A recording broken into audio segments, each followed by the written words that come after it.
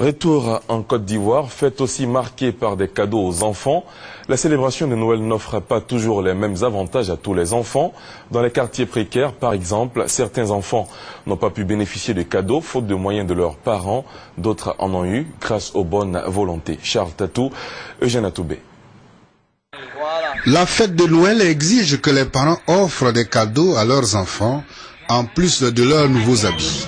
Ce devoir, bien rempli par les chefs de famille nantis, n'est toujours pas facile pour les économiquement faibles, surtout les habitants des quartiers précaires. Nous sommes à Gobélé, secteur Sema, dans la commune de Cocody.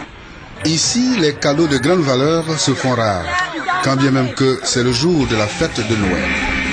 Certains parents, malgré leur situation de précarité, essaient de faire le mieux pour trouver quelque chose à leur progéniture.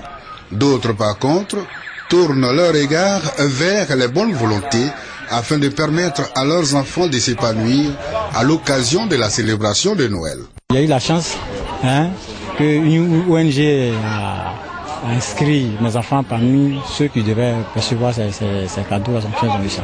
À Grasse, dans ce sous-quartier des deux plateaux, la situation de vie est identique à celle des autres quartiers précaires, même si les populations donnent l'impression d'habiter des maisons modernes. Il travaille sur mon ordinateur. Papa Noël a payé. C'est un cadeau de l'école. On demande à chaque élève de dessiner un cadeau. Il dit qu'il voulait un ordinateur, donc il a aidé à dessiner. Et c'est là qu'il a eu un ordinateur. Le petit, il a déjà ses jouets tout et tout. Il a fini de manger. Comme vous le voyez, il a son sac sur lui. Il a un peu d'argent dedans. Il veut aller faire encore d'autres achats, des biscuits, tout ce qu'il a besoin. Autre remarque, dans presque tous les quartiers précaires, l'accent est mis sur la beauté des fillettes. À défaut de cadeaux, certaines mères préfèrent rendre beaux les cheveux de leurs enfants en vue des visites chez leurs connaissances. Hier, la grande douleur, aujourd'hui, le bonheur. Les habitants de Baobli, quartier précaire à Yopougon, zone industrielle, peuvent savourer cet instant. Ils ont reçu divers présents dans l'esprit cadeau de Noël.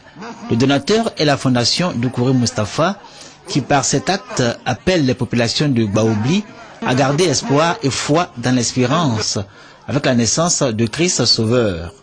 En leur nom, Bernard Topieux a traduit la reconnaissance des bénéficiaires devant l'ex-député Doucouré Moustapha et Nguessan Aoussolange, présidente de la fondation du nom de l'ex-député de Yopougon. Dans l'élan de l'espoir, les habitants de Baobli ont évoqué la question de leur relocalisation. Baobli, pour rappel, a été victime d'un grave incendie qui a ravagé une vingtaine